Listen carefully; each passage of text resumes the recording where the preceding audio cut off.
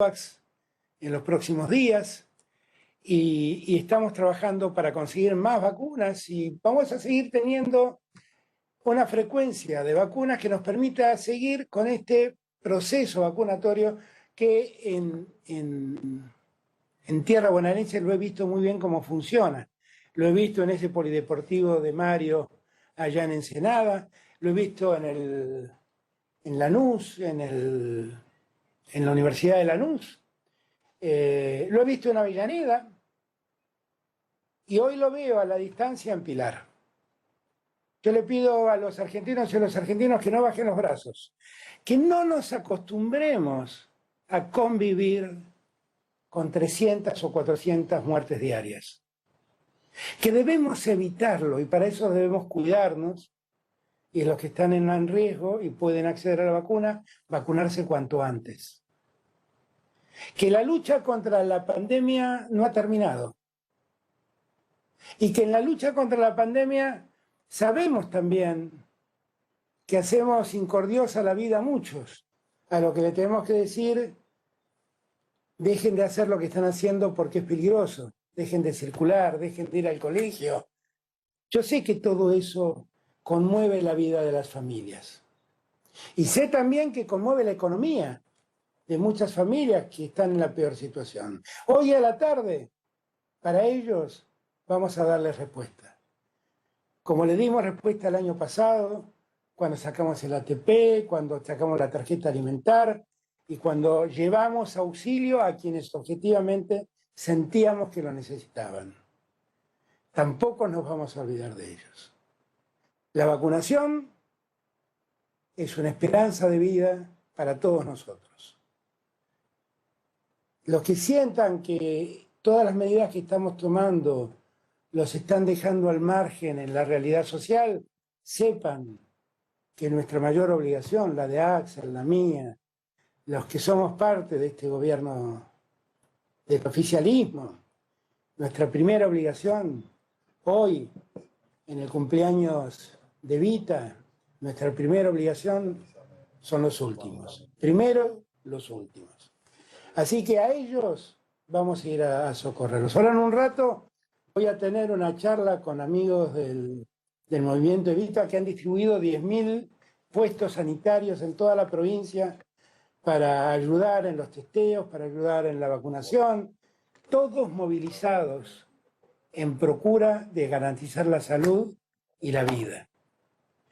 Yo te felicito, Axel, acá a la distancia hoy. Lamento no haberte podido abrazar como mereces, pero junto a Verónica y a todo tu equipo han hecho un trabajo espléndido, espléndido en este tiempo, que algún día la historia lo recordará, porque no fuimos mezquinos, porque lo primero que nos preocupó fue preservar la vida de la gente, la salud de cada hombre y de cada mujer, y porque eso tampoco nos hizo olvidar a los más necesitados, y también estuvimos al lado de los más necesitados.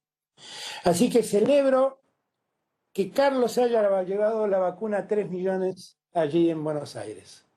A la distancia, los abrazos. Fede Achával, con el cariño de siempre, te felicito por el trabajo enorme que estás haciendo en Pilar, por ese lugar maravilloso que has habilitado para testear y vacunar pilarenses. Y como siempre, sepan, mi compromiso es con ustedes. Gracias de corazón. Muchas gracias, señor presidente de la Nación. Y de esta manera damos por finalizado el presente acto. A todas y todos, muchas gracias y que tengan muy buenas tardes. Bueno, ahí está el presidente en otro acto, todos los días está de actos y actos el presidente, ahí en el centro de testeo de Pilar, que es uno de los municipios que tiene un buen centro de testeo, ahí sobre la Panamericana, kilómetro 46. Pero bueno, el presidente está ahí con Kicillof y está todos los días de acto tras acto, porque bueno, considera que hay que ocupar el espacio público ahora en el año electoral y empezar un poco la campaña y mostrar que está en actividad.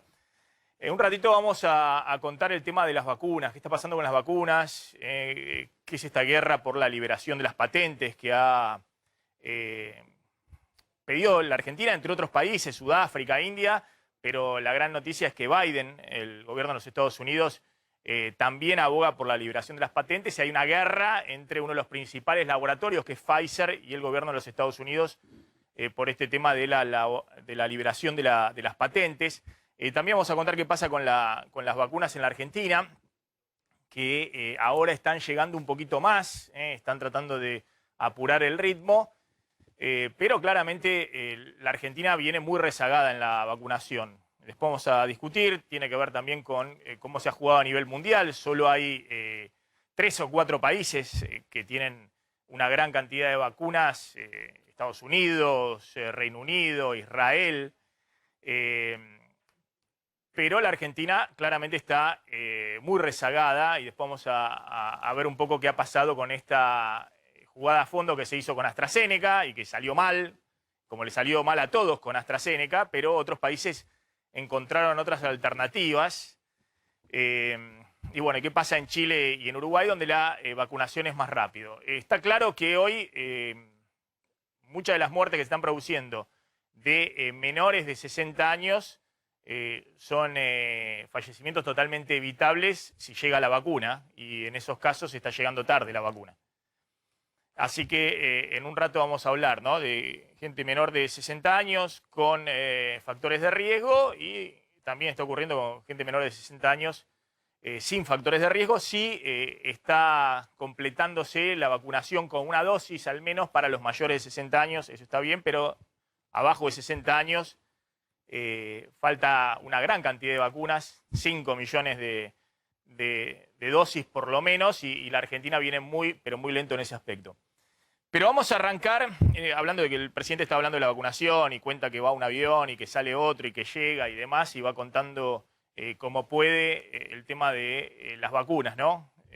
Pero bueno, en todo caso, yo creo que el presidente debiera ser un poco más sincero y estar diciendo estamos haciendo lo que podemos.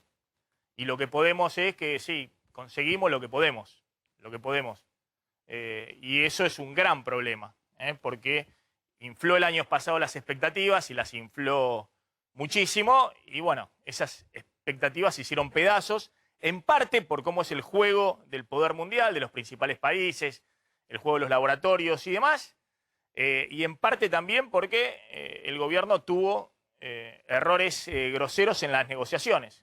Confió en proveedores que no estaban y tuvo que salir corriendo a buscar otras alternativas. Vamos a arrancar con esto. Segunda ola, campaña electoral e interna por la economía. Campaña electoral, digo, lo ven al presidente, está todos los días haciendo ahora actos de campaña, que con la obra pública, que con la vacunación.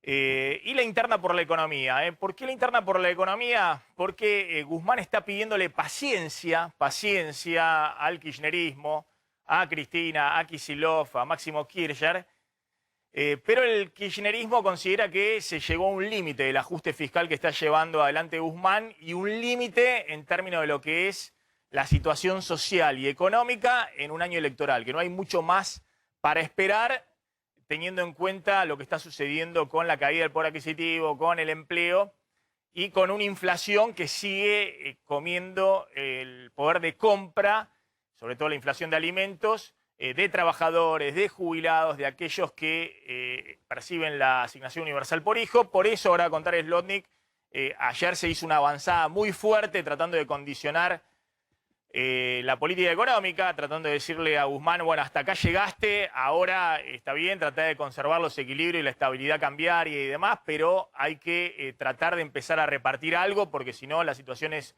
muy compleja desde el punto de vista social, económico y también desde el punto de vista electoral. Es un año de elecciones. Pero les quería mostrar esto. ¿Por qué digo que pide paciencia a Guzmán? Porque Guzmán muestra estos números, lo que está pasando con la industria. Este es el último dato del INDEC.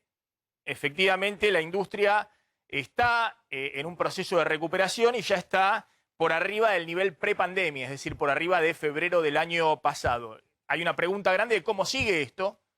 No, el primero de los cuadros.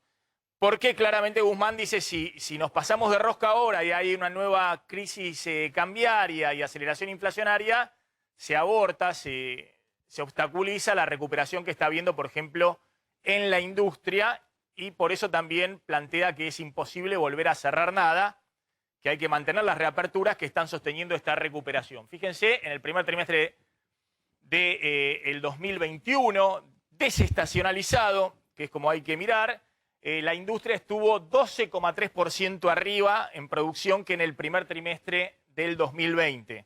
Es cierto que el primer trimestre del 2020 ya vino con un marzo donde empezaron las restricciones, la pandemia, y vino bastante mal, pero claramente hay un rebote muy fuerte de la industria. E incluso, si se compara contra febrero 2020 desestacionalizado, la industria estaba ahora en marzo 3,9% arriba que el nivel prepandemia, es decir, antes de que hubiese llegado la pandemia a la Argentina. Obviamente la Argentina venía de 2 años de recesión, pero la industria ya está por arriba del nivel prepandemia.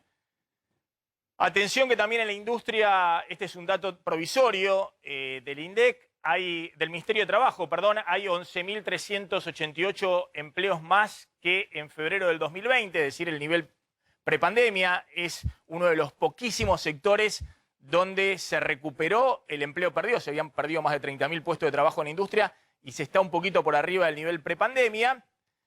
E incluso la industria en marzo está 2,6% arriba que marzo del 2019. Es decir, está un poquito arriba de lo que era el 2019, el último año del gobierno de Macri, pero todavía está 6,9% abajo que en marzo del 2018, es decir, justo antes de que estallara la crisis cambiaria, la crisis económica en el gobierno de Macri y empezara una recesión muy fuerte de la economía que, bueno, obviamente sepultó las esperanzas de reelección del gobierno anterior. Fíjense cómo está marcando el nivel de actividad de la industria y por qué Guzmán le dice al resto del gobierno: bánquenme un poquito más, paciencia, paciencia, porque, ojo que si no marcamos un sendero de estabilización con la reducción del déficit fiscal, la reducción de la emisión monetaria y un acuerdo con el fondo, esto puede tener un freno. Bueno, esto era marzo del 2018, la industria justo antes de la crisis de abril, la crisis cambiaria que estalló en los 2 últimos años del gobierno de Macri, la recesión de Macri, que fue muy notoria, 2 años consecutivos cayendo mes a mes la industria, y esto es lo que pasó acá con la pandemia. Asume Alberto Fernández, abril del 2021, perdón, abril del 2020, el derrumbe, la B corta que hizo en todo el mundo por el apagón de la economía. Se cerraron 0 autos producidos en abril del 2020, del año pasado, en la industria. Un apagón, se cerró, cayó más de 25% la industria. Se recupera rápidamente apenas la raíz, por una cuestión estadística elemental, y ahora la recuperación se empieza a hacer más lenta, sobre todo a partir de febrero la recuperación se empieza a hacer más lenta, porque ya no tenés mucho más para abrir en la industria, pero aún así estás hoy por arriba del nivel de febrero del año pasado, nivel prepandemia, y por arriba del nivel de 2019, de marzo de 2019, todavía estás abajo, casi 7% abajo de la industria cuando estaba creciente antes de la crisis cambiaria de Macri. Fíjense el otro dato que está pasando con el empleo. El empleo en la industria es el único sector que ha recuperado el nivel prepandemia en febrero del 2021, último dato que tenemos del Ministerio de Trabajo, versus febrero del 2020, justo el mes anterior, el año pasado a que estallara la pandemia. La industria es uno de los pocos sectores que tiene más empleo, es decir, ha recuperado. El año pasado hubo una destrucción de empleos de casi 30.000 puestos en la industria, se recuperó y están 11.000 puestos arriba. Es un dato provisorio, de todas maneras hay que verlo con cuidado, pero es el único sector que muestra una recuperación en el empleo.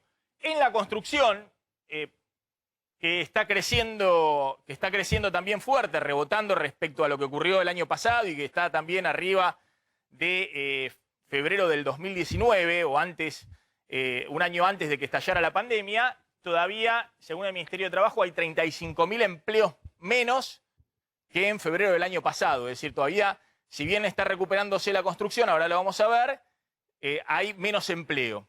Hay menos empleo, se recuperó capacidad instalada y demás, pero hay menos empleo. El comercio, un sector que sigue muy golpeado, está 23.500 puestos de trabajo abajo de lo que estaba antes de la pandemia el año pasado. Todo esto son empleos asalariados formales en blanco, es una partecita chica del empleo. Obviamente, si uno ve el empleo informal, todos estos sectores todavía vienen muy abajo en términos de empleo, porque todo el empleo informal en negro no se ha recuperado. Estoy hablando del empleo de mayor calidad. Bueno, salvo la industria, la mayoría de los sectores todavía está con una fuerte caída del empleo respecto a lo que era febrero del 2020, antes de que estallara el año pasado la pandemia. Y fíjense la catástrofe en hoteles y restaurantes. Se llevan perdido más de 56.000 puestos de trabajo. Obviamente incluso, insisto, formales en blanco. Son asalariados privados, formales o en blanco.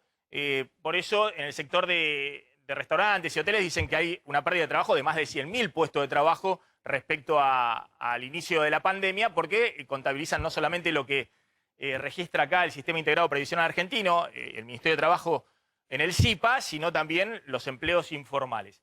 Bueno, ¿qué está pasando en la construcción y por qué Guzmán dice paciencia, deme algo de tiempo? Pero ya no tenés mucho tiempo, Guzmán, porque empezó la carrera electoral y están volando los misiles y la Argentina además está enfrentando una segunda ola que está planteando un tema dramático desde el punto de vista sanitario, con la cantidad de fallecidos y la tensión muy fuerte en el sistema de salud, mientras esperan que lleguen lentamente las vacunas. Bueno, fíjense en la construcción.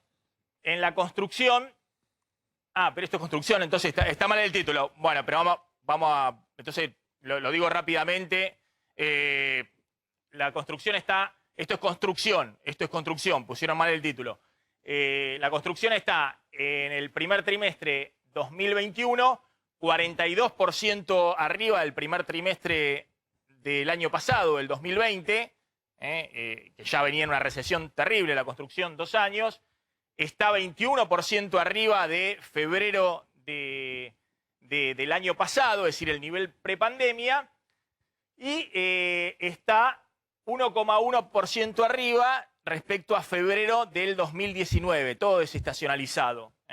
Pero todavía está 9% abajo de marzo del 2018, cuando estalló la crisis. Mostremos el gráfico, si no se va a confundir todo el mundo. Estoy hablando de la construcción.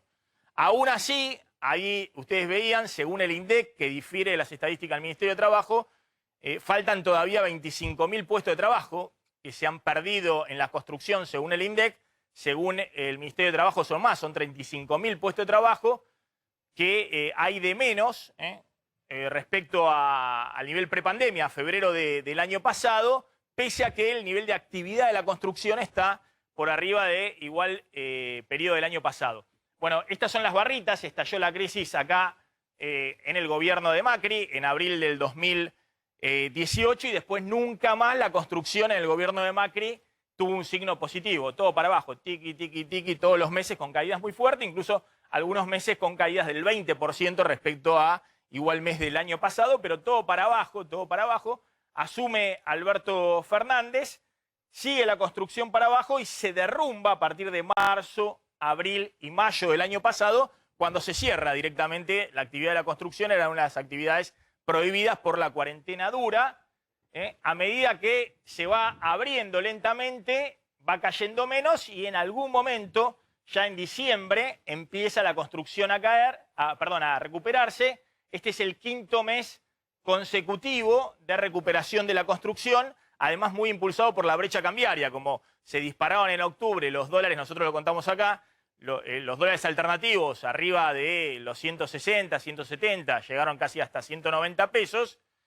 Bueno, mucha gente vio ahí una oportunidad, por el costo de la construcción en dólares se derrumbó, de vender los dólares, comprar material de la construcción, que volaron también los precios, se agotaron los stocks y hubo una fuerte recuperación de la construcción. Ahora la pregunta es, está el gráfico de líneas también, ¿cómo sigue esto? Porque la trayectoria es clara, el derrumbe en abril del año pasado se apagó, se cerró la construcción prohibida, a medida que vas abriendo, se recuperó rápidamente, siguió creciendo por el boom de venta de materiales de la construcción privada por la brecha cambiaria, impulsando muchas obras que empresas, desarrolladores y particulares empezaron a hacer porque decían, ¿dónde pongo los pesos excedentes? O vendían dólares para volcarse a la construcción, pero ya en los últimos 2 meses eso empieza a estabilizarse, ¿no? Entre otras cosas porque la brecha cambiaria se estabilizó y los materiales de la construcción empezaron a quedar carísimos, subieron más de 75-80% en el último año y con un envío muy fuerte, sobre todo en octubre del año pasado. ¿Qué significa esto? Bueno, que mientras Guzmán dice, bánquenme, que esto va a seguir en algún momento creciendo, aunque hay dudas, porque ya no es un problema de oferta lo que estamos viendo, que estaba cerrada la producción, que estaba prohibida la actividad de la construcción durante muchos meses y a medida que vos vas abriendo, naturalmente la actividad se expande, porque antes estaba desde el punto de vista de la oferta totalmente restringido, sino que ahora empieza a haber un problema de demanda. Del otro lado, no hay un consumo que sostenga una recuperación en el tiempo porque empiezan a haber un problema básico de pérdida enorme del poder adquisitivo de los salarios. Es decir, hay un problema muy grande ahora de demanda, de cómo sostenés la recuperación económica cuando ya tenés prácticamente todas las actividades abiertas, no tenés más para abrir, pero del otro lado, y eso es muy claro en el tema del consumo de alimentos, por ejemplo, un sector clave de la industria, ves que está todo abierto, pero ya el consumo de alimentos no da más, no reacciona. Y no reacciona porque no hay plata en los bolsillos, o porque los salarios, la jubilación, el AUH, todo está perdiendo por goleada por 4º año consecutivo frente a la inflación, hacia la aceleración inflacionaria. Entonces, la pregunta es si le van a dar más tiempo a Guzmán para que siga esperando lentamente la recuperación y consolidar la estabilidad cambiaria con la reducción del déficit fiscal, el ajuste muy fuerte el ajuste fiscal que está llevando este gobierno. Me da gracia cuando algunos economistas y colegas dicen que están gastando y esto y lo otro. Claro, el gobierno está chocho en ese aspecto y por eso hay muchos de los economistas llamados, yo creo que no vale hoy la calificación, pero más ortodoxos o más liberales, dando vuelta por los canales de televisión porque el gobierno aprovecha eso y estimula eso, ¿no? Y hay mucha gente por el Cambio que está enojada y por ahí tiene razón, ¿no? De que le están dando manija desde el kirchnerismo en los medios a ciertos economistas que dicen, bueno, acá no hay ajuste fiscal, siguen emitiendo a mansalva, porque eso lo está aprovechando el gobierno, no solamente desde el punto de vista electoral, quiere abrirle a Macri, a Juntos por el Cambio, una pata para desgastarle, quitarle parte de los votos, sino también desde el punto de vista del mensaje para su propio electorado.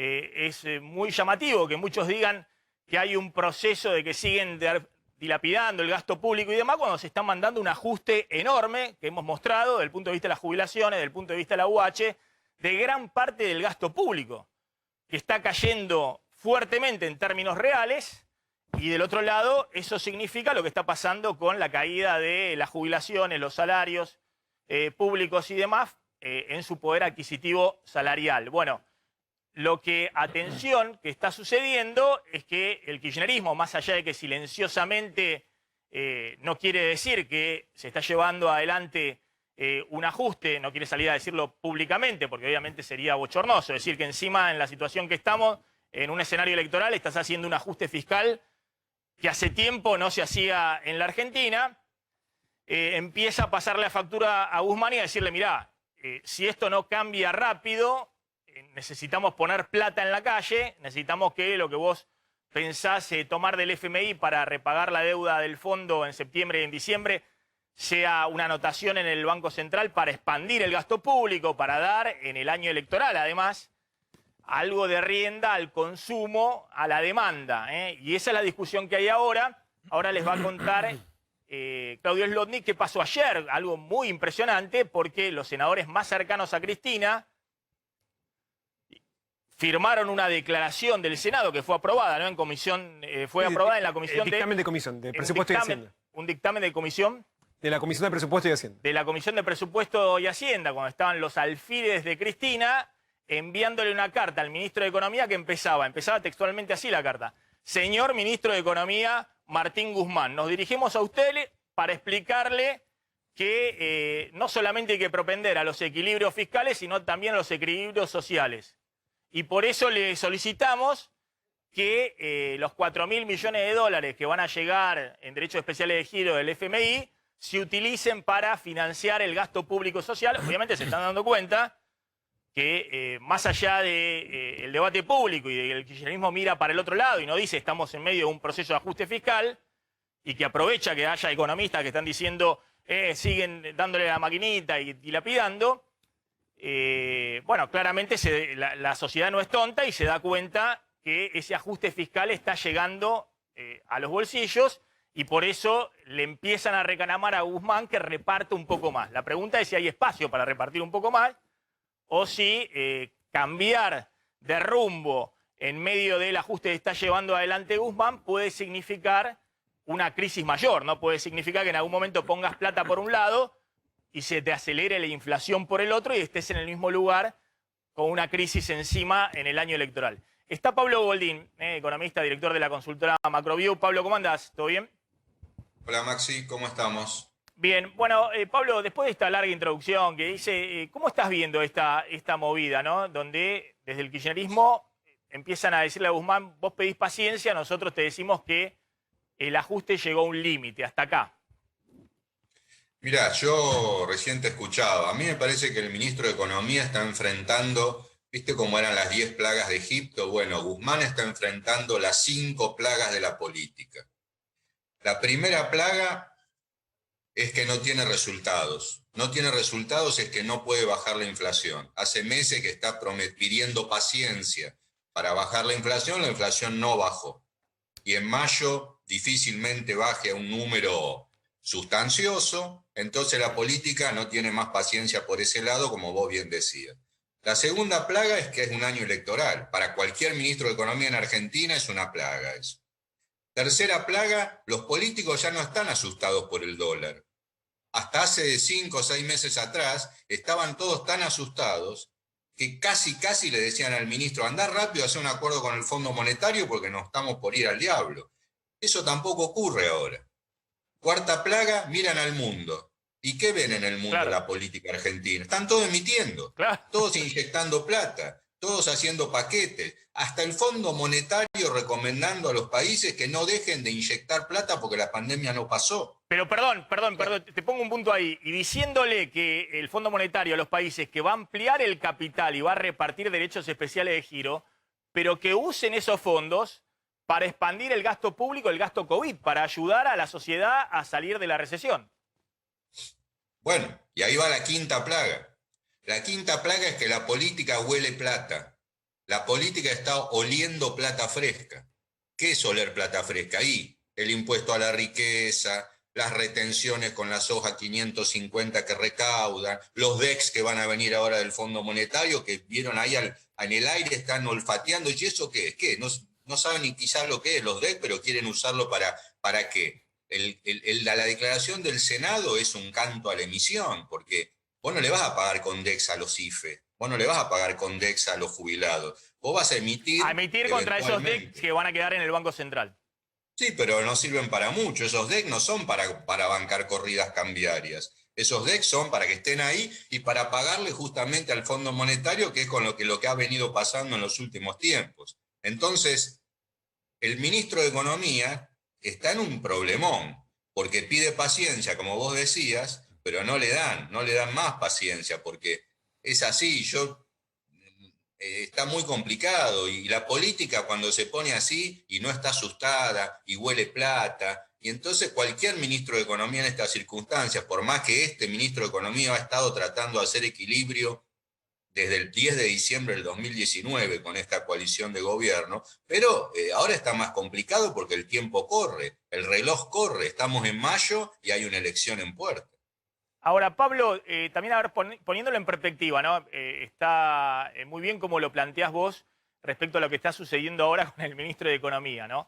Pero poniéndolo en perspectiva, está claro que todo el mundo va a políticas expansivas y demás, incluso el propio Estados Unidos, que hay cuestionamientos y demás, pero bueno, de un lado lo apoyan a Biden, del otro lado lo critican, pero el gobierno de los Estados Unidos va en un rumbo claro, el FMI va en un rumbo claro, y se preguntan, ¿y por qué la Argentina no puede ir en ese rumbo? Bueno, porque la Argentina no es una economía normal, porque está en una situación hace 3 años de crisis permanente. Digamos, ese sería el punto, digamos, de ojo con pasarse de rosca en este momento, con la idea de que podemos compensar lo que está ocurriendo con el poder adquisitivo y la caída de todo, de los asalariados, los jubilados, la UH, todo, porque sigue estando muy presente el riesgo de una crisis cambiaria. No, bueno, primero, la Argentina, a diferencia del mundo, está hace 4 años en un régimen de inflación del 40-50% anual, con el gobierno que pasó y con el gobierno que estamos, por H o por B. Estamos en 40-50% anual hace 4 años. Eso ya es lapidario para cualquier cosa que uno quiera intentar o para tener movimiento de acción. Segundo, como vos muy bien decías en la editorial, la inflación se está comiendo las jubilaciones, se está comiendo los salarios públicos, se está comiendo los salarios privados, se está comiendo todo. O sea, es un ajuste fiscal, pero en realidad es una licuación inflacionaria de todos los ingresos de la gente, incluso los gastos fiscales. Y entonces, la política, esta coalición de gobierno mira la inflación como una cuestión sectorial, como una cuestión empresaria, por una cuestión microeconómica. Entonces dice, mirá, ministro de Economía, Estados Unidos emite, Alemania emite, nosotros vamos a tener que seguir emitiendo porque estamos en un momento culminante de la pandemia y tenemos una elección. ¿Y qué hago con la inflación?, dice el ministro de Economía. Bueno, con la inflación controlemos la carne, controlemos la fruta, controlemos la verdura, no dejemos subir las tarifas. Pero eso no es una medida que pueda impactar en serio en un país que tiene 40-50% de inflación anual.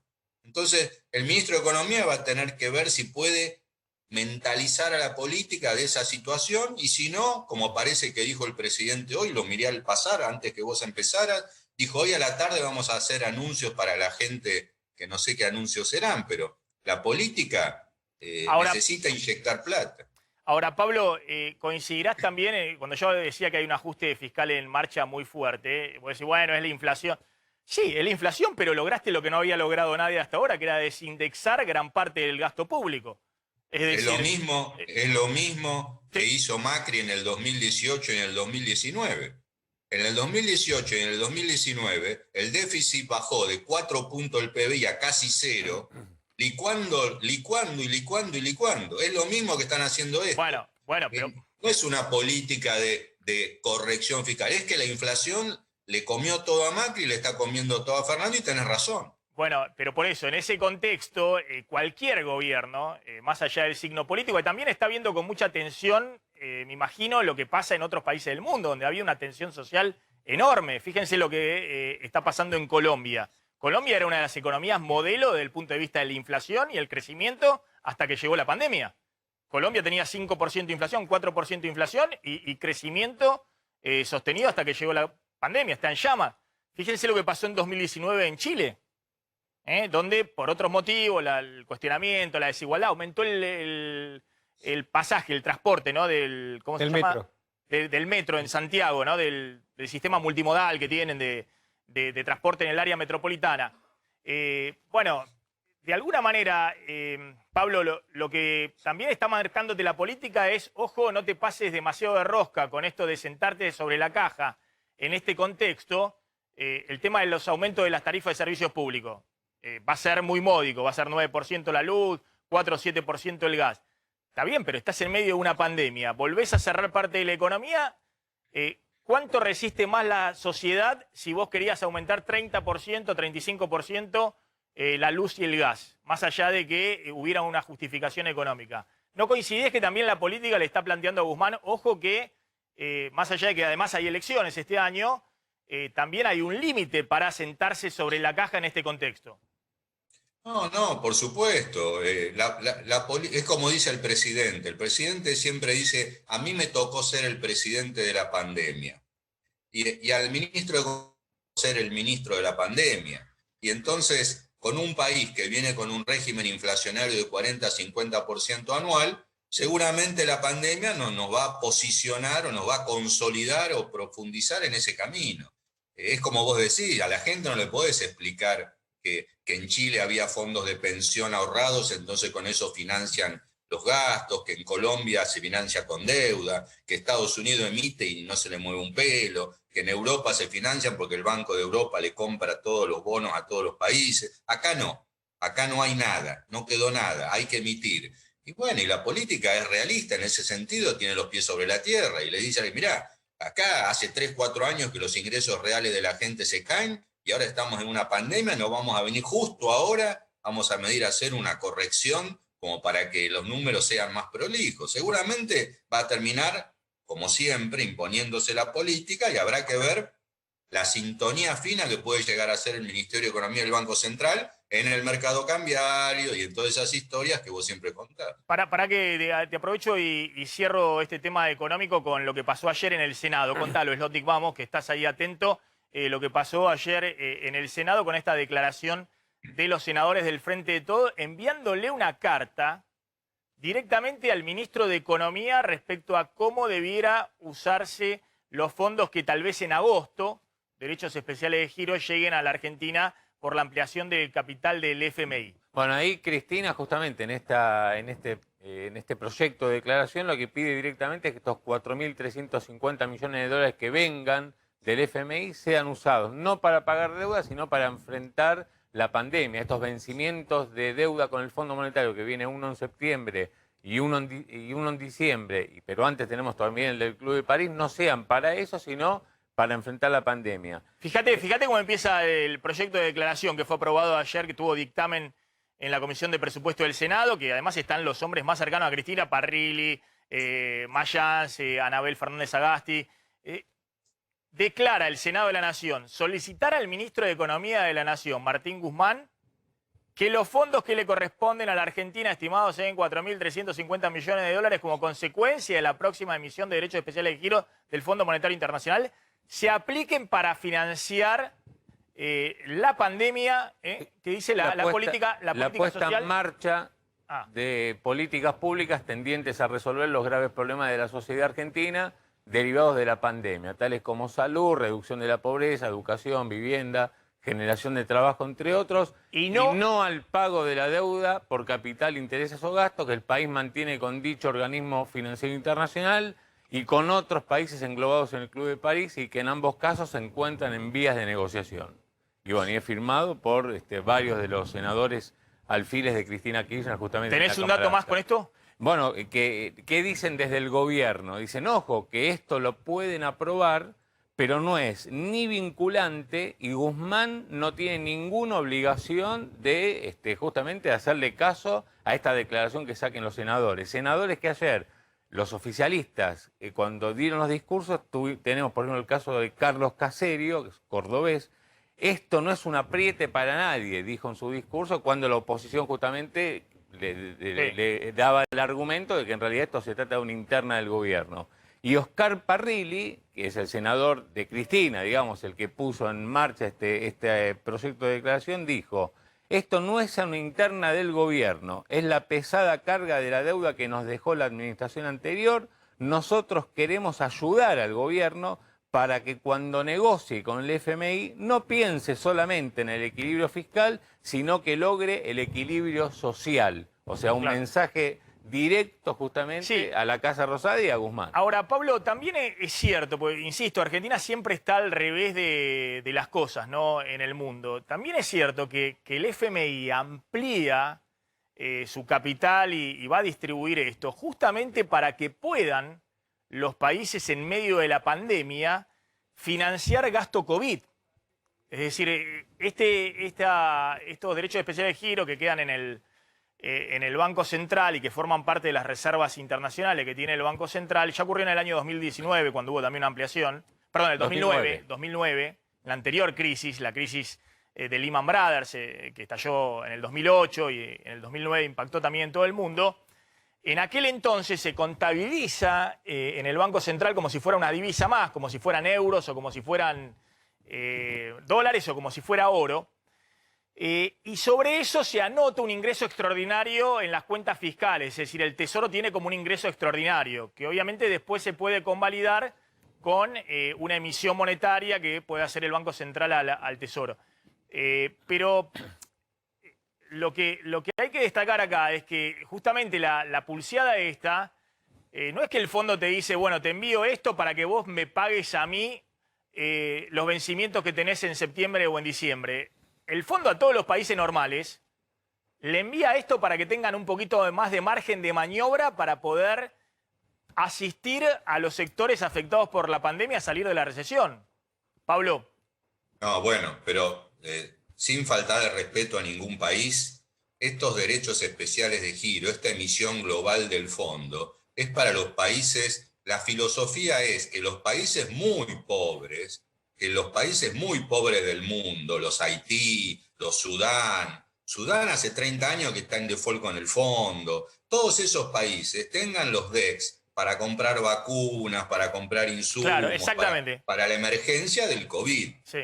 Pero no es para que la Argentina emita 400, 500 mil millones de pesos para bancarse un IFE, ni es para, o sea, si quiere lo puede hacer, pero eso no hay que diferenciar. Una cosa son los DEX y una cosa es emitir monedas. Pablo, son dos cosas. El dinero es fungible, digamos. Vos podés decir, bueno, no sé cuántos. No es fungible porque esos DEX vos no vas a bancar una corrida cambiaria con esos DEX. Bueno, vamos a ver si hay una corrida cambiaria qué van a hacer con los DEX. De hecho, vos sabés, de hecho vendieron. Pero pará, de hecho vos sabés qué hicieron con los DEX que había, claro. Los DEX que había, los derechos especiales de giro que había hasta ahora en la Reserva del Banco Central. Pagaron la deuda del Fondo Monetario. Bueno, pero parte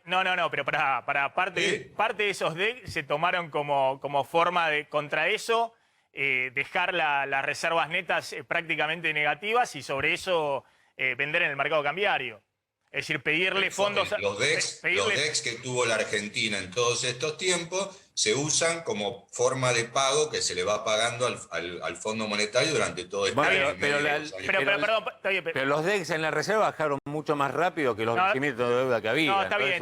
Para otras cosas. Está bien, bueno, está bien. También se puede usar, está claro en el estatuto del fondo que vos podés canjear los DEX entre países y podés canjearlo por moneda dura, digamos. Hay una conversión del DEX que creo que es 1,40 centavos de dólar, es decir, vale más que $1 cada DEX, y vos podés pedirle, por ejemplo, qué sé yo, a cualquier país que darle DEX, con eso forman parte de su reserva y que el país te dé dólares o euros o lo que quieran. Es una moneda internacional, digamos, de todos los países miembros. De hecho, también podés hacer lo que la Argentina tal vez piense hacer en algún momento, que es que los DEC que reciba el FMI Francia o Alemania, que obviamente no les importa nada, no les sirven para nada esos DEC porque están repletos de reservas, bueno, se los den a países en situaciones más complicadas, como una especie de préstamo a bajísima tasa de interés, ¿no? Esos DEX, yo creo que el fondo lo que sí puede avalar, a contrario de la filosofía de la emisión global, la gente del fondo puede avalar que Argentina le pague al Fondo Monetario con esos DEX. Eso sí puede hacer. Después que el Fondo Monetario convalide o no que la Argentina, como dice Parrilli, financie gasto interno con esos DEX, eso no está contemplado en esta emisión global y lo puede hacer la Argentina emitiendo peso, tranquilamente lo puede hacer. No, está bien. Lo que te quería plantear es que el problema hoy no es que el fondo está demasiado exigente con el ajuste fiscal. El que está llevando adelante el ajuste fiscal porque cree que no hay otra alternativa en este contexto y de esa manera quiere encaminar un acuerdo con el fondo es Guzmán. Guzmán es el que tuvo 0,2% de déficit en el primer trimestre cuando tiene una meta de 4,5% para todo el año. Lo que pasa es que en este tipo de situaciones, lo más riesgoso de este tipo de ajustes fiscales, como vos decís, o de licuaciones inflacionarias, es que venga la política, como parece estar viniendo, y le digan a Guzmán, mirá, se están licuando las jubilaciones, se están licuando los salarios, se están licuando todo, que no se licúen porque estamos en una situación de pandemia y elección, que no se licúen. Y esas segundas vueltas, si viene la inflación licuadora, y la política no quiere que pase esa licuación y empiezan a aumentar nominalmente las cosas para que no se licúe, eso sí puede ser un riesgo. Y es lo que Guzmán está tratando de evitar. Bueno, tal cual, vos lo planteaste de la mejor manera. Guzmán les dice, vos me estás diciendo que yo estoy licuando jubilaciones, estoy licuando los salarios. La caída de salario real del sector público nacional, es decir, de los salarios públicos, es mucho mayor al ajuste del 12% que quería aplicar López Murphy, ¿se acuerdan? En el 2001, que aplicó una baja nominal del 12% de las jubilaciones. Bueno, la caída del salario real del sector público nacional en el último año, los salarios están creciendo al 22-23% y la inflación en marzo corría casi el 43%. Es decir, la caída del salario real del sector público es un ajuste mayor al que hubo en el 2001, el que pretendió López Murphy y después voló por el aire. Ahora, está bien, lo que le dice Guzmán, y vos planteaste muy bien, Pablo, es, me piden que no licúe todo como se está licuando ahora. Ojo que si tenemos una crisis cambiaria con aceleración inflacionaria, en los próximos meses va a ser peor, porque se va a licuar todo más rápido todavía. Claro. Lo único inmune a la licuación inflacionaria hoy en la Argentina son los subsidios, porque los subsidios no se van ajustando porque se ajustan por otras cosas, sube el dólar y suben los subsidios, pero el único renglón que es inmune a la licuación son los subsidios. Los subsidios económicos, los subsidios a la energía y al transporte. Claro. No la asignación de gasto público social, la asignación universal por hijo y demás. No, eso se está licuando dentro de las generales de la ley. Que se está licuando a la misma velocidad que las jubilaciones y bueno, todavía más rápidamente se están licuando los salarios públicos. Pablo, lo ideal sería que baje la inflación, pero no baja. No. Pablo, gracias, muy amable como siempre. Claro. Gracias, Pablo. Querían aportar algo, a ver. No, me quedaba con la duda, ¿no? Hasta qué punto hacer pública esta discusión, que podría ser puertas adentro en el gobierno, no termina agudizando toda la problemática de la situación económica, ¿no? Y el tema de inflación, justamente, la única estrategia que hoy tiene el gobierno, además de los controles que siempre hablamos acá, precios máximos, precios cuidados, la canasta que se va a presentar la semana que viene, tiene que ver con atrasar el dólar. Cada vez, cada mes que pasa, el dólar oficial mayorista sube mucho menos que la inflación. En lo que va de mayo apenas se movió, 0,2%, nada. El mes pasado, bueno, lo habíamos mostrado, un poco más de arriba del 1% contra una inflación que estuvo en el 4%. Entonces esa es la única estrategia que hoy tiene el gobierno y la verdad que es una estrategia que puede darle algún resultado, pero tiene el riesgo después de las elecciones de tener un ajuste cambiario más. Más tarde voy a contar los aumentos que se vienen de alimentos para la semana que viene, que aunque vos atrases el dólar, no los evitas. Bueno, vamos a hablar un poquito del tema Larreta, porque ese es el otro tema. También en medio de este tiroteo con el ministro de Economía de parte del gobierno, del kirchnerismo, ayer le dieron cierto aire cuando Guzmán, lo ponen ahí al frente a Guzmán en la negociación con Larreta, y también a Guado de Pedro, al ministro obviamente del Interior, le envía una carta Guzmán a Larreta invitándolo a negociar. ¿A negociar qué? A negociar la transferencia de fondos a la ciudad. Exactamente, Maxi, porque esto tiene que ver con la quita de la coparticipación que comenzó, ¿no?, el año pasado, cuando después de la protesta de la policía bonaerense y que terminó con, primero, lo que fue un recorte de la coparticipación de la Ciudad de Buenos Aires del 1,18% en septiembre y que después se amplió casi 1% más con la ley que sancionó el Congreso de la Nación en diciembre y que llevó a la coparticipación porteña del 3,5% al 1,4%. Hay que recordar también que esa ley de fin de año le daba un monto fijo a la Ciudad de Buenos Aires para financiar el traspaso de la seguridad, que eran 24.500 millones de pesos anuales, que compensaban un poco, no mucho, esta reducción de la coparticipación del 3,5% al 1% que recibe la Ciudad de Buenos Aires. Lo que lo está invitando Guzmán y Guado de Pedro a negociar... Perdón, del 3,5 al 1,4. Eso es como quedó, claro. Volvió al número inicial pre-Macri. Claro, pues Macri lo había subido del 1,4 al 3,5% de la coparticipación. Creo que un poquito más, al 3,7, después y después lo redujo al 3,5. Así había quedado la gestión Macri. Está bien. Estaban en una mesa de negociación el año pasado, lo contamos con Santilli en enero, y demás, febrero, claro. porque la ciudad reconocía que parte de los fondos le correspondían a la Nación para que hubiera un recorte. La ciudad estaba negociando entre 0,5 del PBI y 0,8 creo del PBI, un recorte, pero después sorprende con un recorte mayor, anunciándolo sin ningún tipo de aviso Alberto Fernández, y eso empieza a significar una pulseada fuerte entre Larreta y Alberto Fernández. Contamos que se rompe ahí un pacto de convivencia político, mi amigo Horacio y demás.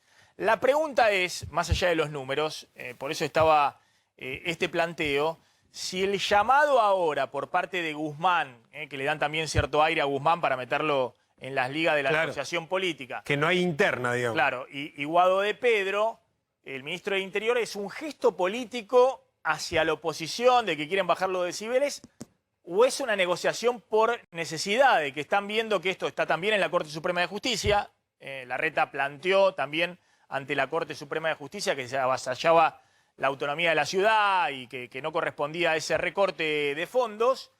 Y en el gobierno están viendo que después del último fallo de la Corte pueden tener otro traspié en la Corte Suprema de Justicia, entonces apuran la negociación. Exactamente, Maxi. Mira, ahora Por vamos eso a te hacer... pregunto, ¿qué es? ¿Qué es? ¿Es el gesto político o es la necesidad de ir a negociar antes de que la Corte le dé otro cachetazo al gobierno nacional? Bueno, de hecho, a ver, el cachetazo del gobierno ya lo están previendo, porque de hecho el dato que tomaron del fallo de la Corte fue precisamente ese reclamo para que las discusiones que afectan a la autonomía de los distritos sea en forma concurrente con los distritos. Y en ese sentido, esta discusión es invitarlo para resolver la discusión sobre la coparticipación en los términos que planteó la ley que se sancionó el año pasado, y es la propuesta que de hecho está haciendo el gobierno nacional.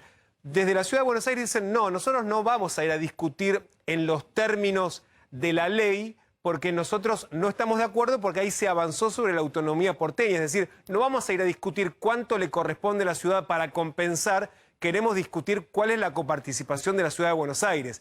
Y también dicen, no vamos a alejarnos de la discusión en el contexto de la demanda que iniciaron ante la Corte, porque claramente ahí Larreta dice, nosotros ganamos, esa discusión la vamos a ganar. Y el gobierno ya entendió que esa discusión la pueden perder, por lo tanto también cree en el gobierno que le va a salir mucho más barata la discusión económica, tratando de ceder un poco más ante Larreta, que la discusión ante la Corte, que van a creer que digamos, el costo financiero, económico para el gobierno va a ser mucho más grande. Y si te querés, Maxi, te muestro algunos números que tienen que ver con la caída de la recaudación de la ciudad y cuánto es lo que la ciudad cree que debería recuperar. Mira, ahí estás viendo los datos de la recaudación, de la distribución de la coparticipación de marzo. Todas las provincias suben comparado con marzo del año anterior, deflactado, salvo la Ciudad de Buenos Aires, que cae un 48%, y todas las demás provincias tienen aumentos por encima del 20%, incluyendo Río Negro, que llega hasta el 28%. Esto es en términos reales, descontar en términos la inflación. reales.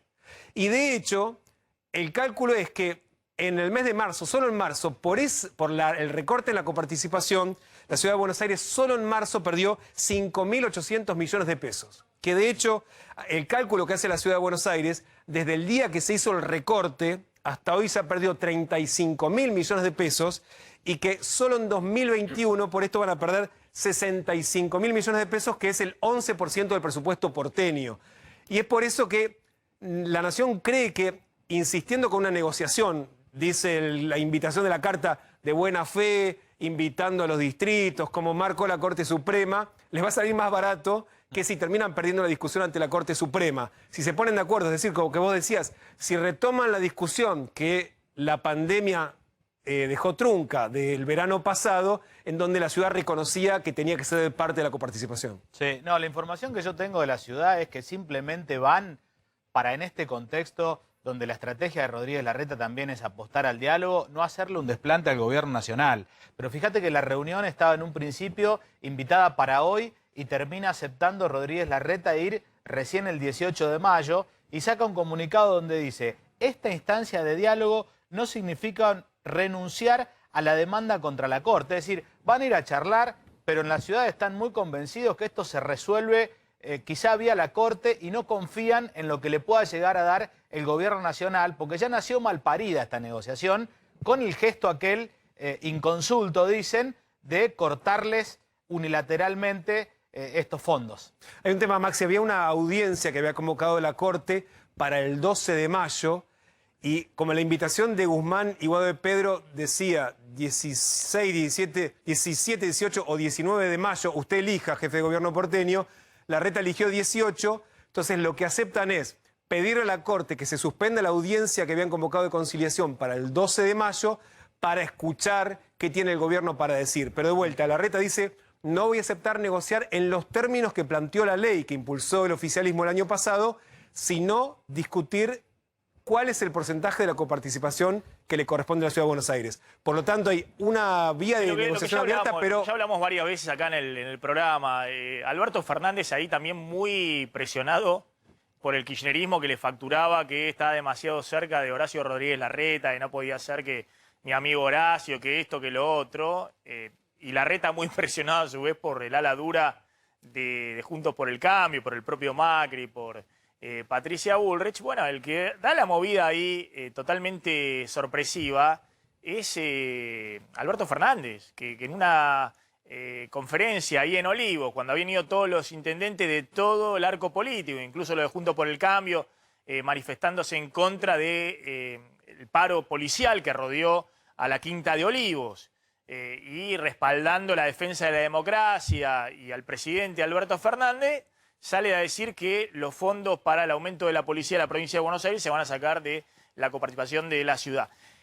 Y eso, el gobierno de la ciudad ya estaba negociando. A mí me lo dijo Santilli antes, claro. Yo veo todos los números económicos y fiscales, y Santilli en su momento, en algún programa que vino, había dicho que efectivamente estaban negociando y que iban a ceder 0,5 o 0,8% de la coparticipación que le correspondía a la ciudad, porque consideraban que con Macri se había pasado de lo que le correspondía para la ciudad y demás. Y eso estaba en la mesa de negociación. Y de hecho creo que estaba también el propio Guado de Pedro en la mesa de negociación. Sí, el que negociaba era Guado de Pedro con Santilli. Con Santilli y demás. Lo que pasa es que después Alberto Fernández, creyendo que la pandemia había pasado, tironeado por el kirchnerismo y pensando que era un presidente fuerte, que evidentemente no lo es, se mandó solo con el tema este de que voy a sacar la plata de la coparticipación de la ciudad. Y ahora está de nuevo. Está llamando a la negociación porque ve que la Corte se lo va a bochar y bueno, así es la política. Sí, de hecho, la invitación en la misma semana es, invitamos en los términos del presidente al candidato de la Corte Suprema a negociar con nosotros. Aparte, ¿no? claro, pero aparte, Alberto Fernández interpretó bien que todos los gobernadores estaban con la necesidad de dialogar con él y acordar en medio de la pandemia, porque a todos el año pasado se les derrumbó brutalmente la recaudación, como ocurrió también con el gobierno nacional, pero a diferencia de Alberto Fernández, ni Larreta, ni Kicillof, ni ningún gobernador de la Argentina tiene una maquinita de imprimir pesos, que es lo que tiene el gobierno nacional. Entonces todos necesitaban claramente acordar y consensuar todas las políticas con el gobierno nacional. Hasta que en un momento, bueno, creyó que iba con la política de confrontación y que mi amigo Horacio se convertía en el adversario político a vencer, y el 2023 y las elecciones y demás, y así estamos. Vamos a hablar un poquito de qué está pasando con la pandemia. Tenés los números de la vacunación, de qué está pasando con los números de vacunación. Simplemente estos números están mostrando una desaceleración de los casos, pero ojo que la última semana la desaceleración de casos es mucho más lenta de lo que hubo en la semana anterior. Es decir, se está bajando los casos a nivel nacional, que llegaron casi a 24.000 casos diarios promedio en la semana del 25 de abril a nivel nacional, pero se está todavía en un promedio de 20.000 casos diarios y se estabilizó ahí la última semana. No siguió bajando. De hecho, hemos tenido varios días por arriba de ese número. Ayer hubo 24.000 casos, el otro día hubo 26.000, el día anterior hubo de nuevo 24.000 casos.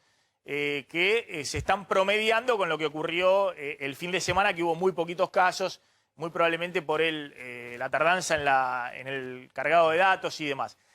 Y sobre todo, lo que estamos viendo es bueno, cómo se hace para bajar esa curva de casos que está marcando que la Argentina tenga y siga en un promedio de 400 fallecidos diarios, que es elevadísimo y que va a seguir siendo muy elevado a menos que se baje todavía más el número de casos.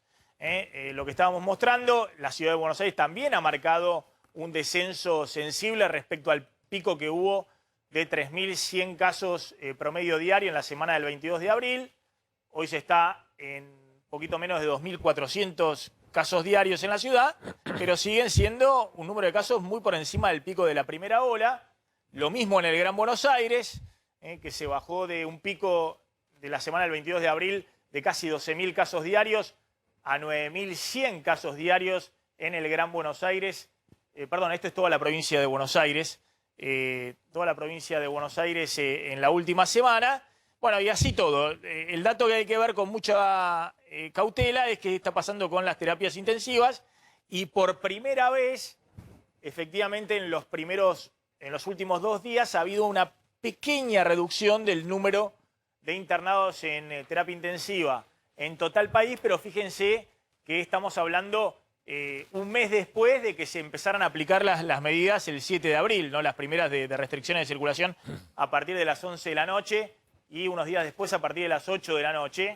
Bueno, recién ahí, un mes después, con 1.500, 1.600 internados más en terapia intensiva, recién ahí se estabilizó y empezó a reducirse. Bueno, con un aumento de los lentamente. fallecidos también, Maxi, ¿no? O sea que cae en la ocupación de terapias, pero aumentó por encima del promedio la cantidad de fallecidos, que también explica en parte que se haya disminuido en algunos distritos la ocupación de las camas, ¿no? Bien, vamos a dialogar. Tenemos la posibilidad de dialogar ahora con la doctora Susana Guido, que es médica intensivista, está en el hospital alemán, y con alguien más. Y con el doctor Martín Hoffman, que es médico infectólogo. ¿Qué tal, doctora? Gracias por atendernos. Gracias, doctor. Bueno, ¿cómo está la situación? Yo vengo a hablar no del alemán, sino del otro hospital que estoy, que es el Hospital Petrona B. Cordero de San Fernando, en la provincia de Buenos Aires. Perfecto, es un hospital provincial de la provincia de Buenos Aires. Sí, y también como miembro del Sindicato de Médicos Intensivistas SIMIRA. Bueno, y doctora, ¿cómo está la situación? Yo mostraba, eso es lo que vemos en el papel, en la estadística, que no tiene nada que ver con la realidad, que es lo que ven ustedes todos los días, ¿no? Bueno, yo soy médica intensivista pediátrica. En este momento estoy viendo a adultos con COVID ventilados, que están en RM. Esto es consecuencia de la saturación del sistema. Este estire de cama de terapia que se ha logrado a costa de ir ocupando otros lugares en los hospitales, que no deberían ser ocupados por estos pacientes, porque están para otra cosa. Como por ejemplo las terapias pediátricas, que estamos para atender patologías graves en niños, el shock room, que está para atender un paciente que caiga de urgencia a la guardia. Hoy en día está ocupado 24 horas con un paciente con COVID, con lo cual si cae una urgencia no se atiende en el lugar más indicado. Las estancias de guardia, que están para atender los pacientes que son para consulta en guardia, que están horas, no días.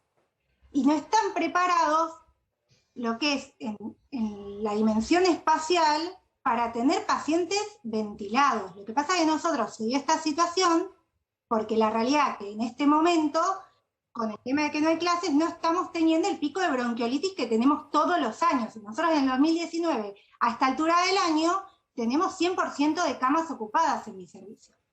Pero al no haber presencialidad en provincia de Buenos Aires, bajaron los picos de bronquiolitis. Al no tener bronquiolitis, tenemos las camas libres. Entonces se pueden usar estas camas que están libres con estos pacientes, que están siendo atendidos por nosotros, guiados por un terapista de adultos, que tampoco es la mejor situación. Claro, claro. Le va a ir mejor que lo atienda un traumatólogo seguro, porque sabemos manejar un respirador. Claro. Pero la realidad es, y conocemos un montón de otras patologías y el manejo, pero la realidad es que lo ideal es que el paciente de cuidados intensivos adulto lo atiende el especialista en adultos. Claro. Que somos todos escasos. Los especialistas en adultos son escasos, los neonatólogos son escasos, y nosotros somos los más escasos. Entonces, bueno, acá tenemos esta situación. ¿Cuánto más se puede estirar el sistema de salud? Y la verdad que ya estamos a tope. Porque si estás usando recurso pediátrico que está destinado para otra cosa, y te habla que estás saturado. Esto en los países, esto no pasa acá solamente, esto pasó en Nueva York, pasó en Italia, pasó en España, y cuando pasó esto era, el sistema estaba que no daba más. Claro, lo que está contando, doctora, es que, bueno, han ido... No, hay que seguir con las restricciones y bajar la ocupación. Tenemos que lograr liberar camas. Lo que pasa es que liberar camas ahora nos va a llevar mínimo 2 meses, porque encima los pacientes que entran son más jóvenes. En adultos el promedio, por ejemplo, son 50 años de ventilado. Al ser más jóvenes, están más tiempo en la terapia y eso te ocupa más la cama. Y te aumenta los gastos de internación también. Yo te iba a sacar el gasto de un día en terapia de un adulto, por ejemplo, pero no pude, me faltaron precios. Pero la verdad es que te aumentan los gastos también. Y lo mejor en cuanto a costo-efectividad en salud es tener buenas medidas preventivas. Claro, porque claro. lo curativo y sobre todo lo terciario es lo más caro. Nosotros, los médicos, somos lo más barato de la terapia. En promedio, la hora médica está en el país entre las provincias que menos pagan, son 250 a 300 pesos la hora. Y acá en el AMBA, el promedio es, en bruto te estoy hablando, Maxi, 700 pesos la hora. Para un profesional que la formación le lleva 11 a 15 años, depende de la especialidad.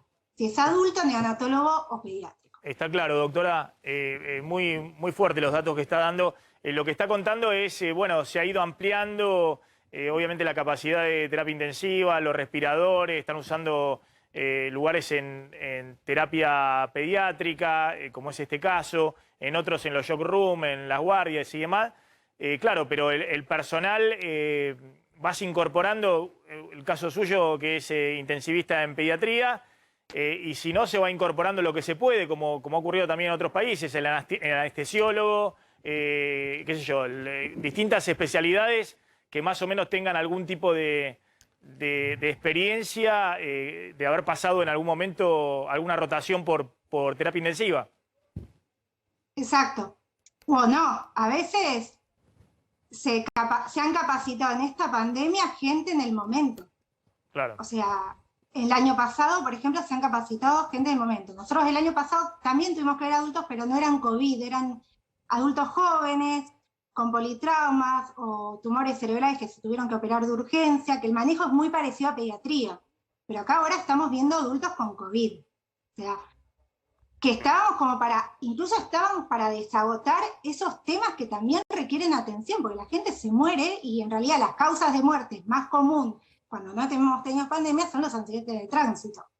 Está claro. Entonces la realidad es que está complicado el tema, porque hoy en día no podés tener ni un accidente en la calle, que va a estar muy difícil garantizar la atención. Se va a hacer en los hospitales públicos, se atiende, se busca el lugar, pero no es la situación ideal. No es la mejor. Está claro, doctora. A ver si lo puedo sumar al doctor Martín Hoffman, que es infectólogo, doctor en el Hospital de Rivadavia. Doctor, bueno, ¿usted cree que se puede seguir bajando en estas condiciones y con las restricciones vigentes la curva? Porque ahí estadísticamente se ve que ha habido una baja respecto a lo que fue mediados de abril, incluso la última semana de abril. Pero bueno, empieza a desacelerarse, ¿no? Esa reducción. Y se está estabilizado en los 20.000 casos diarios total país, y creo que 10.000 casos diarios en el AMBA, en Ciudad de Buenos Aires y el Gran Buenos Aires. La verdad que es una pregunta difícil. Yo creo bueno, que evidentemente hay un impacto en las restricciones. El impacto tal vez no es tanto como hubiésemos deseado. Esto que contaba la doctora recién pasa en todos los hospitales del país. El sistema de salud está realmente muy estresado, y aparte lo que ella también explicaba muy bien, el tiempo de internación de la gente es alto en días, ¿no? Entonces son casos que se van acumulando, no es que se va uno y entra otro, se van sumando los casos, entonces el riesgo de que el sistema sanitario no lo pueda contener está cerca.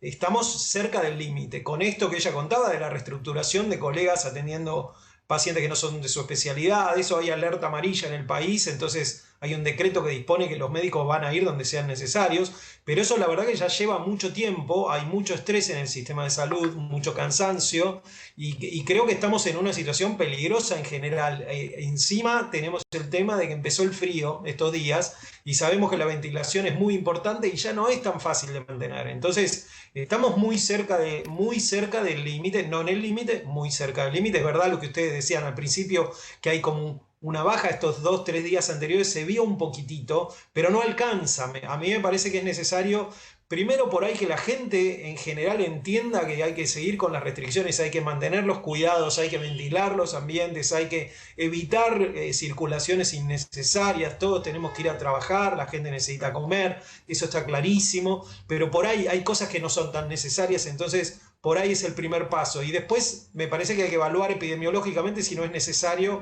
algún ajuste más en estas restricciones. Bien, les agradezco a los dos. Gracias, doctor Hoffman. Gracias, doctora Guido. Muy amables los dos en atendernos. Están con mucha actividad.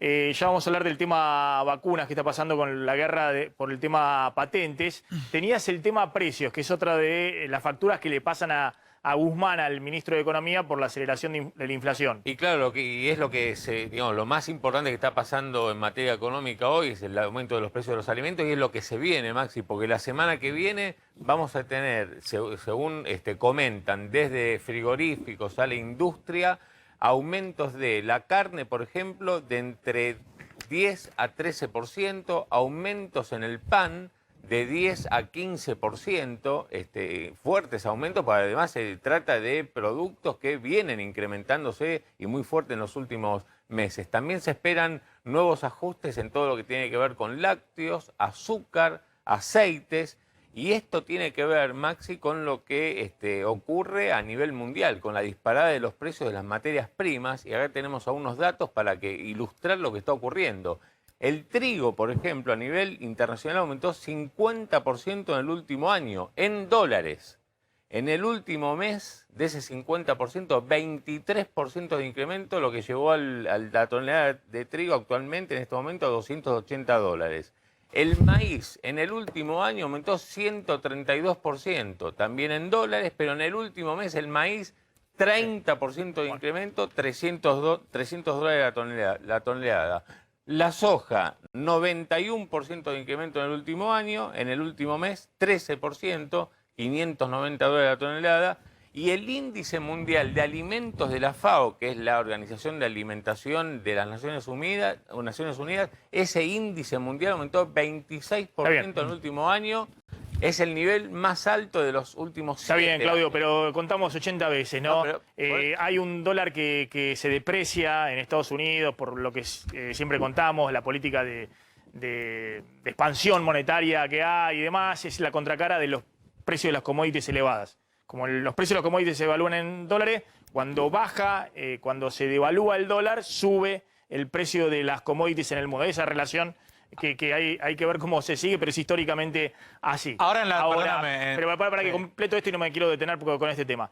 En todos los países del mundo, en Brasil le subió el arroz, en Chile los alimentos y demás. En todos los países del mundo, esa suba del precio de los alimentos está impactando en los índices inflacionarios.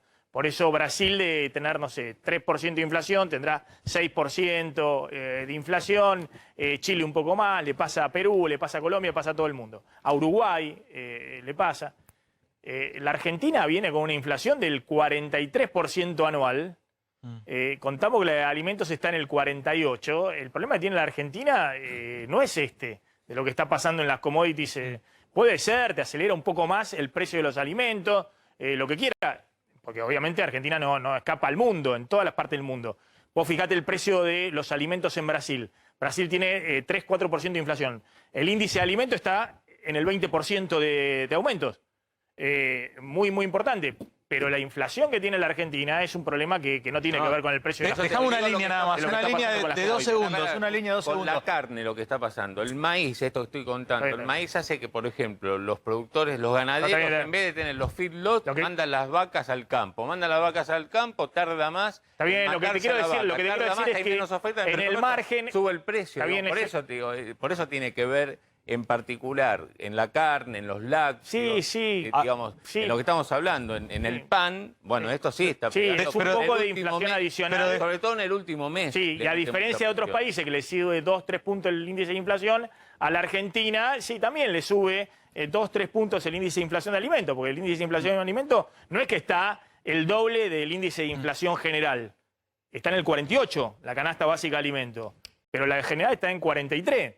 Lo que pasa es que estamos a niveles de inflación que son inflaciones de locura. No, una línea de 2 segundos. En la suma y en la resta nos beneficia a todos los argentinos, no al sector agropecuario, que suban los commodities, porque la soja no implica ningún tipo de problema para los alimentos. En el trigo tenés el 5% de la incidencia del trigo en el precio del pan. Carlos. Buenísimo que suban los precios de los commodities. Pero vos estás explicando algo más allá de... No, porque parece que es un problema. Es obvio que para un país exportador de alimentos, que suban los commodities, como que es obvio que para Chile, que sube el precio de... Todos los commodities están subiendo, los commodities incluido el cobre, el aluminio y todo. Es obvio que le conviene y por eso estamos hablando de la soja a $580. Obvio que le conviene. Ahora, más allá de que sale con el dedito del sector agropecuario a decir algo, sale el otro analista y demás, nosotros explicamos los fenómenos como son.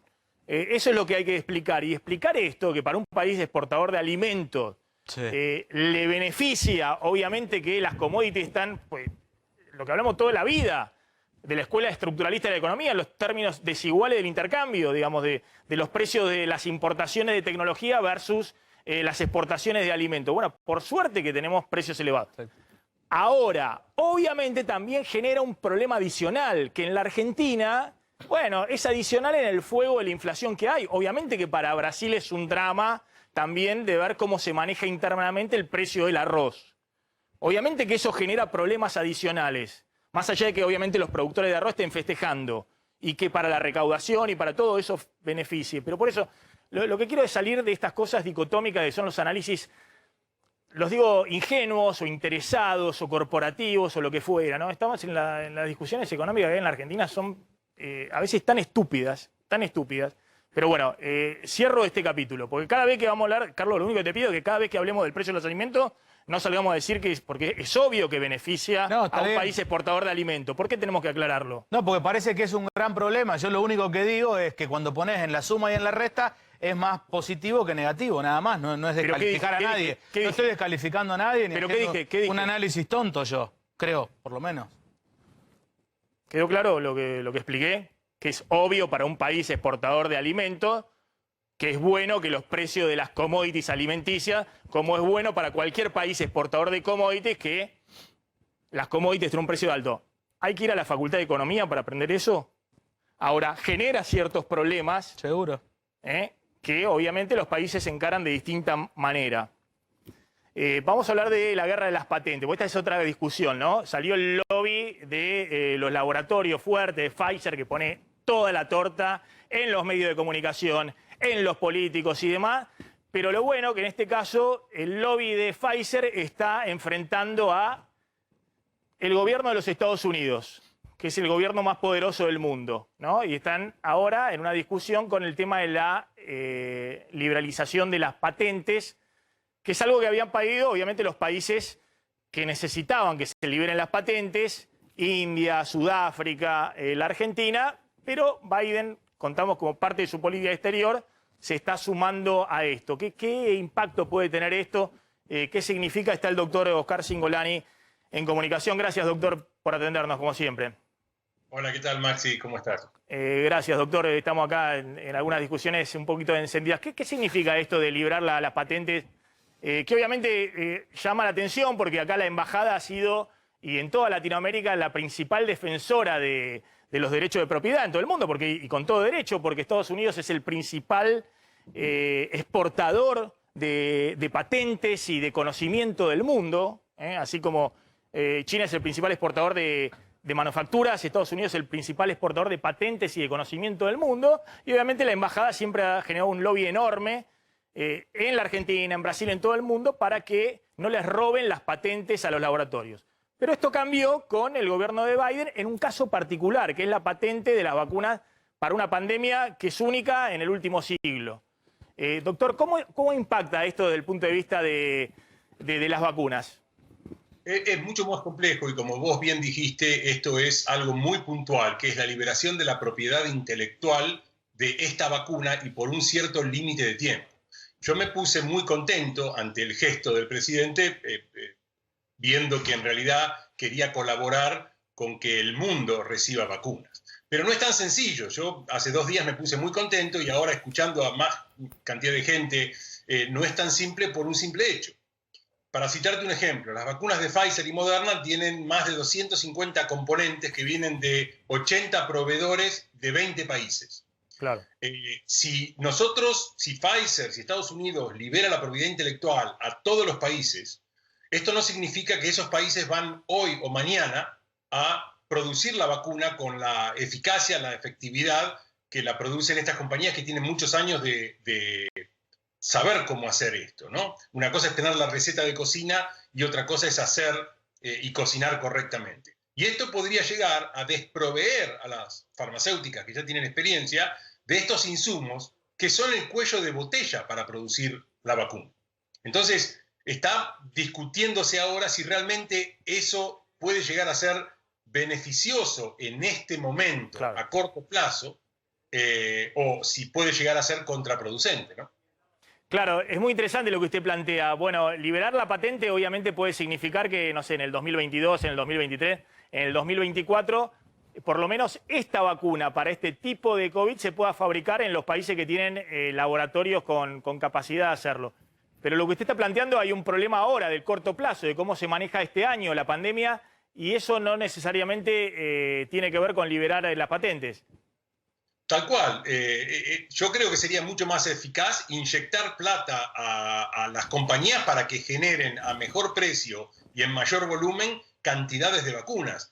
Más allá de tener que empezar a entrenar a países sin experiencia en esta nueva tecnología a que produzcan las vacunas y a que dejen al resto de los países con experiencia sin los insumos necesarios para poder producir la vacuna. Ese es uno de los problemas, ¿no? El otro problema, más a largo plazo, es que estas vacunas, si bien se generaron en los últimos 10 meses, llevan millones de dólares y décadas de investigación y desarrollo. Entonces, esto es una bajada de línea un poco negativa a las industrias farmacéuticas que dicen en la próxima pandemia nosotros no vamos a invertir plata en investigación y desarrollo sabiendo que después nos van a liberar la propiedad intelectual y nos van a privar a nosotros de recuperar la inversión, ¿no? Claro, es que en ese caso el discurso de Biden es que en estos casos excepcionales el principal, además de principal financista, el principal desarrollador de tecnología es el gobierno de los Estados Unidos o el Departamento de Defensa de los Estados Unidos, que hace desarrollos también tecnológicos muy importantes. Sí, es así, pero si no fuese por las industrias farmacéuticas y por todo lo que han venido invirtiendo, reclutando, entrenando a la gente, esto no hubiese sucedido. Claro. Con lo cual, yo tengo días que me levanto y digo, qué bueno esto, va a ser bárbaro, y otros días que pienso, no sé si es la mejor conducta. Por supuesto que me sale de corazón decir sí, que liberen las patentes, así todo el mundo tiene acceso a las vacunas, pero creo que hay que pensarlo más, y tal vez el mensaje de Biden haya sido para negociar y nivelar, para que las farmacéuticas digan, bueno, no queremos entregar las patentes, pero estamos dispuestos a aumentar la producción o a tratar de bajar los precios y a entregar mayor cantidad de vacunas al resto del mundo. Perdón, doctor, porque los que habían pedido esto fundamentalmente eran inicialmente India y Sudáfrica. Acompañados por los países más pobres del mundo, especialmente los africanos, y después un grupo de países de economías medias como la de la Argentina, que se sumó automáticamente, y también inicialmente se sumó China, de hecho que ese fue tal vez el país más poderoso que inicialmente acompañó. Claro, pero evidentemente India y Sudáfrica sí están en condiciones de producir... India es el principal productor mundial de vacunas, no produce el conocimiento, sí provee al mundo, y lo que le pasó es que se quedó sin los viales. Por ejemplo, uno de los insumos críticos, el frasquito para envasar la vacuna, India se quedó, de hecho es el problema que hoy tiene la Argentina para recibir las vacunas de AstraZeneca. Y entonces el pedido también inicial no solamente era por las patentes, sino por precisamente regular el mercado de los insumos para garantizar la producción así donde se puede producir, que es lo que le pasó a India, ¿no? Sí, pero no nos confundamos de que estamos hablando de dos plataformas distintas. India tiene mucha experiencia en vacunas tradicionales de virus inactivados y sí conoce cómo hacerlas con vectores adenovirales. La plataforma de ARN mensajero y sobre todo la estructura lipídica que llevó años de desarrollo, eso no la tienen nadie más que un par de países. Entonces, que es Alemania y Estados Unidos principalmente. Eso, aparte, y esto es la verdad de la realidad, es que Las vacunas hoy por hoy tienen 70, 80 patentes para cáncer y para otras infecciones porque la plataforma de ARN mensajero realmente ha probado ser revolucionaria. Entonces el temor de las compañías farmacéuticas es dar ese conocimiento a países que no lo tienen para que después sean utilizados en otras tecnologías o en otros tratamientos. Claro, y lo que usted plantea es que más allá del gobierno de Estados Unidos ha puesto una enorme cantidad de dinero, ha sido Trump. Trump fue el que impulsó el financiamiento de todas las vacunas. Creo que a la que más dinero le puso fue a la de AstraZeneca, justamente, la que peor salió y que Estados Unidos no está utilizando, no la va a utilizar en su territorio. Pero eran laboratorios que ya venían con un desarrollo tecnológico muy grande a lo largo de los años para poder haber llegado a este resultado. Totalmente. Trump, hay que ser justo, él inicialmente invirtió millones de dólares, no solamente en AstraZeneca, en Moderna y en Johnson & Johnson y en Novavax, que es la vacuna proteica que se está haciendo en Estados Unidos también. O sea que, pero eso no se lo hizo para investigación y desarrollo, eso fue una inyección de plata para que se acotaran los tiempos en la producción. Y para apropiarse también de la producción. De hecho, quería asegurarse Trump que las vacunas no fuesen para Europa ni para Asia, sino para los Estados Unidos, digamos. Que él de hecho, lo logró. Y ahora el que está dictaminando qué hace con la vacuna que le sobran es Biden. Claro. Está diciendo, bueno, con todas estas vacunas, ¿qué hago? Digamos, Claro, ¿sí? Trump vacunó a los estadounidenses y Biden tiene chance de hacer geopolítica con las vacunas que sobraron de la estrategia Trump. No, bueno, Biden vacuna a los... No, sí, pero gracias a que precisamente esa inyección de plata que había hecho Trump en los laboratorios clave.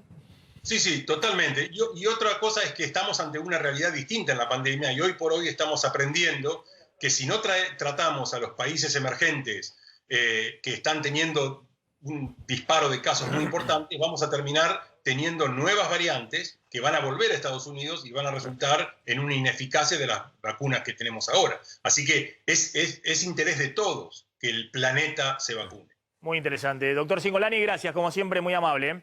No, gracias a ustedes, un gran saludo. Gracias. Ahí estaba el doctor Oscar Cingolani. Vamos volando a la tanda. Cuando volvamos vamos a hablar de, finalmente, qué está pasando con los créditos UBA, con los créditos hipotecarios UBA. Y atención, con algunos casos, cada vez en mayor cantidad, de estafas que hay en el sistema financiero. Te roban las cuentas, te sacan todo lo que tenés en la cuenta y encima los bancos, insólitamente, yo no sabía, aceptan rápidamente que en estas maniobras delictivas te otorguen, no a vos, sino a la persona que te robó la cuenta, un crédito de 500.000 pesos, 1 millón de pesos. Así que de la noche a la mañana te enterás que perdiste todo lo que tenías en la home banking y además estás endeudado por 500.000, 1 millón de pesos. Y está sucediendo con los principales bancos. ¿Quién controla eso? ¿Quién investiga? ¿El Banco Central tiene algo para decir? ¿Los bancos se hacen cargo? Tanda, ya volvemos.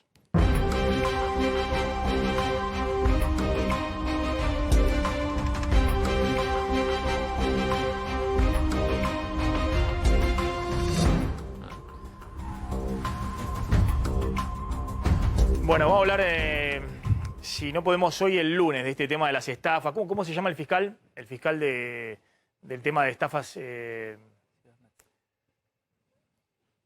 No, pero decímelo acá porque tengo que buscar el celular. Bueno, lo busco en el celular. ¿Cómo se llama el fiscal? ¿El fiscal cómo se llama? Horacio Azzolín. El doctor Horacio Azzolín es el fiscal de... ¿Cuál es el título? Fiscal de... ¿podemos buscarlo? Cibercrimen. Cibercrimen. El fiscal de cibercrimen. Claro, porque ahí lo que hay es una suerte de phishing que se llama, ¿no? Claro, O sea, a ver si podemos hablar, si no es hoy, entonces el lunes con el fiscal Horacio Azzolín de cibercrimen, a ver si podemos hablar, si puede salir al aire, que dice que está en trámite las causas y demás, pero se puede hablar. Habló con la Nata el otro día por la radio, me pareció muy interesante, a ver si puede hablar. Yo entiendo que los bancos están muy preocupados, que no quieren que se hable del tema y demás, pero a ver si podemos hablar con el fiscal. ¿Puede ser? Doctor, el lunes podemos hablar. Espero que sí. Bueno, ¿cómo está el dólar en este momento? Bueno, está en valores muy parecidos a los de ayer. El dólar paralelo está a 151 pesos, similar a lo que ocurría ayer. El dólar contado con liqui 158, es característico. A esta hora se va a 158, 159 y con el transcurrir del día, en la última media hora, el Banco Central interviene en ese mercado y lo baja 2 o 3 pesos. Y el dólar bolsa está en 153, un poquito más abajo que el día de ayer, que estaba en 154. Bueno, ahí está.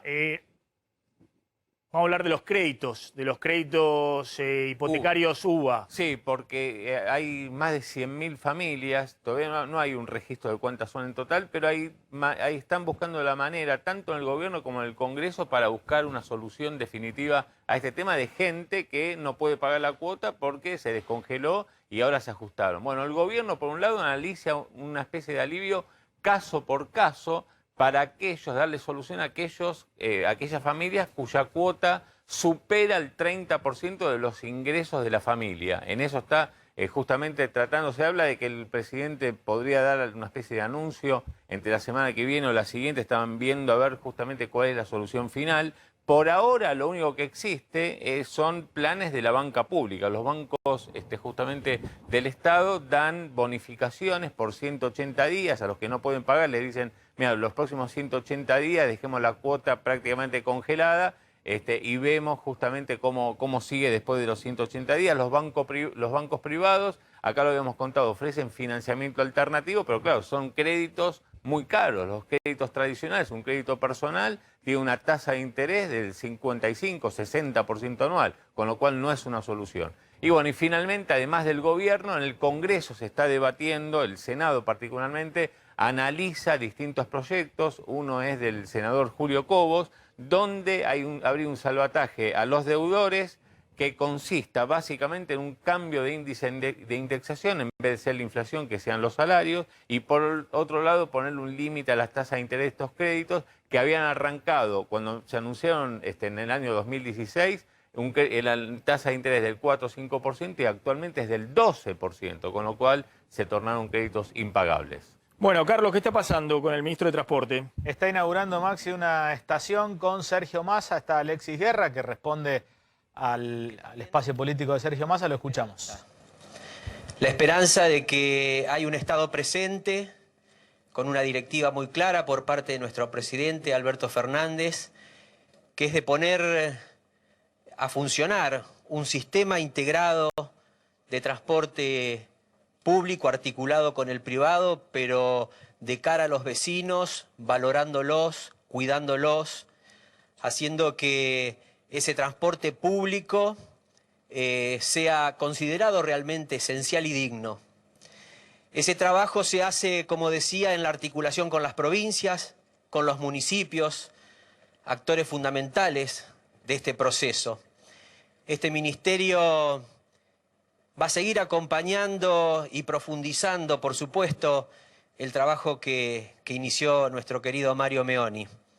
Tuve el honor de acompañarlo en las 12 inauguraciones anteriores, acá en Malvinas, dándole reinicio a un plan de esta línea, de este Belgrano Norte, que se anunció en el año 2018 con bombos y platillos y que en el 2019 fue completamente abandonado. Abandonar la obra es abandonar a los vecinos. Abandonar a los vecinos con estos andenes provisorios es también olvidarse de la dignidad, de la seguridad, de la accesibilidad. Nosotros venimos a recuperar esta obra y en un año y medio, en el medio del conflicto de la pandemia, con todas las regulaciones que existían y las restricciones, se siguió trabajando y ya vamos inaugurando 11 de esas estaciones. También quiero agradecer a los trabajadores del sistema ferroviario que no dejaron ni por un momento, y hoy aún lo siguen haciendo, trabajar a pesar de su exposición todos los días para que el trabajador argentino pueda moverse, pueda trasladarse, pueda salir a ganarse el pan. Somos un equipo de trabajo, somos un equipo que está haciendo fuerza todos los días para que la Argentina avance. Y vamos a seguir redoblando el esfuerzo. A pesar de las críticas, a pesar de que los que poco hicieron y nos dejaron en la situación económica que hoy vive el país, pareciera que hoy se ponen en el lugar de dar cátedras de cómo hacer las cosas bien, los que abandonaron esta línea y estas estaciones, los que degradaron el Ministerio de Salud, pero hoy nos dicen cómo se debería hacer el plan de vacunación más importante de la historia de nuestro país. A pesar de todo eso, y a pesar de sus cómplices mediáticos, nosotros vamos a seguir trabajando para devolverle la dignidad al pueblo argentino. Así que muchísimas gracias a todos. Sí, sí. Y de esta manera... En la Casa Rosada. Tanda. Vamos a la tanda.